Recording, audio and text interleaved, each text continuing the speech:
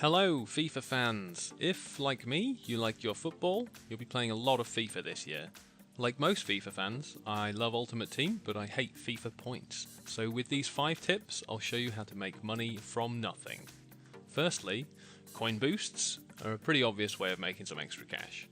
If you've played previous FIFAs, you'll already have some EASFC credits to play with, so buy the best boost you can immediately. Getting 1,000 coins per game is a great lift when building your team, and you should try to have one of these on at all times. There's about 125 games worth of boosts to buy, ranging from 200 to 1,000 coins per game, so these will keep you going for a while. So number 4, Squad Battles, is a new single player game mode in FIFA 18. You play other squads on whatever difficulty you like in order to move up the leaderboard and get coins, packs and exclusive items.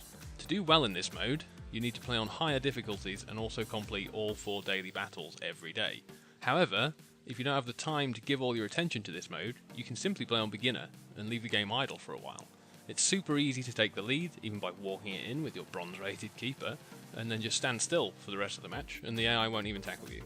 Now, this isn't the best coin making tip, as you could play on harder difficulties and get more points per game to move up the leaderboard. However, beginner gives you half of professional, and world class is 3 times more than beginner. But if you don't win all games playing on professional or world class, you'll actually get less points than winning all 4 matches on beginner. You can easily get into the gold tiers using this method, which will net you about 10,000 or so in coins and a couple of really nice packs. So, it's a great tactic if you aren't gunning for the top of the leaderboard and you can have your console on in the background while you're busy doing something else. I'm doing it right now. It can be useful for getting loyalty for players you don't want to play with, if you need it for squad building challenges, or if they don't quite fit your team yet. Inform cards, purchased on the first week of being in Team of the Week, is a great idea if you have the coins for it. Depending on how good the card is, you should be able to pick it up relatively cheap on the first weekend after release. So first, identify a target.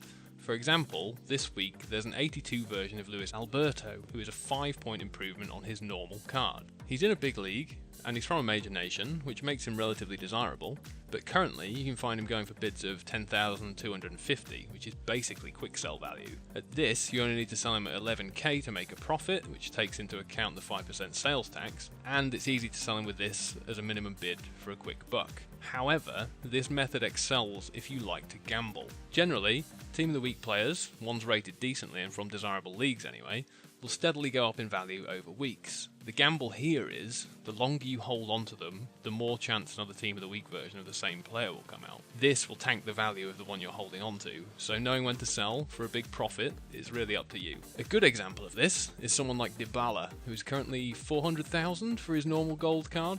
In week 1, when he was in Team of the Week, he was worth about 350k for an informed version. Now, that informed version is going for $750,000, which is quite a tidy profit, and there's not many of them on the market. The higher the value, the higher the risk though. I imagine he'll have another Team of the Week performance at some point this season, which will bring down the value of his current informed version.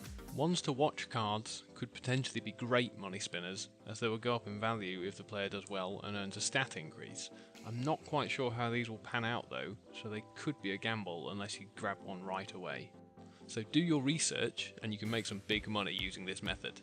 My number 2 is squad building challenges, but they're a more complex beast. They're quite a gamble too, as most of the rewards are high level packs, which should break you even, but won't necessarily net you big bucks.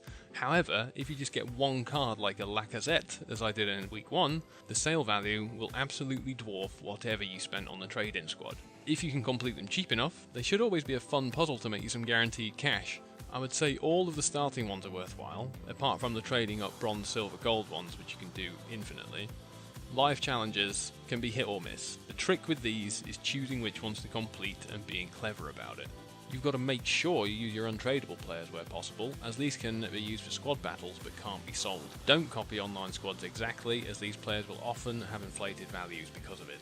However, for the trickier puzzles such as nations and league groups, do use these as a guide to find the pattern, then find your own cheap players from countries and leagues that fit the bill. If the reward for a live challenge doesn't look worth it to you, or the players seem too expensive to buy, See if you have any players already that fit the challenge and consider selling them. Even if it's a prized first team player, it might be worth selling them at inflated value. Then you can buy them back at normal value next week when the challenge is over. It might even be worth stocking up players in an attempt to predict these challenges. For example, I had a full Iceland squad last week, who were all bought between 150 coins and 300 coins each. I was able to sell each of them this week for 20 times their value due to the Marquee Matchups challenge. Obviously, rarer players such as silvers and rare golds will be best for this, but depending on the challenge, all players from a club, league or nation will increase in value for the duration of it. Keep an eye on the time left, as the players will often become more expensive in the last day or so. Now, my all-time #1 tip for making money is actually a trick I've been using for a few years now. I like to call it the Silver Shiny Wheeler Deal.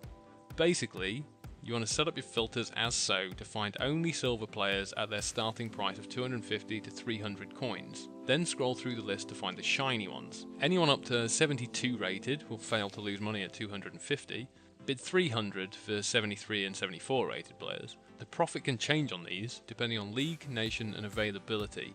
This makes it worthwhile to narrow your searches to desirable metrics, such as English players or Bundesliga players, for example. It's up to you to find your niche, and there's clearly a number of users doing this already. It's worth paying attention to time of the day for this though.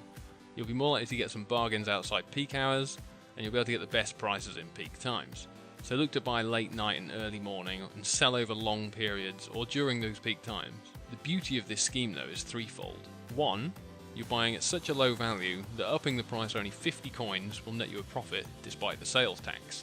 So if you do it in high enough volume, you'll be making a steady income. It also needs hardly any startup capital, and you quickly max out your transfer targets list with less than 20k in hand.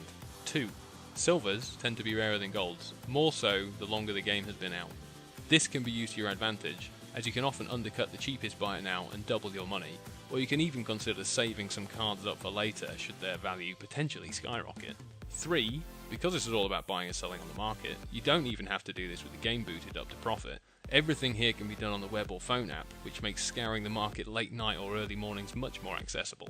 And there you have it, my top 5 tips for making money in Ultimate Team. Don't buy any FIFA points, you don't need them. Happy trading. Don't forget to like, share and subscribe, and I'll see you next time. Bye bye now.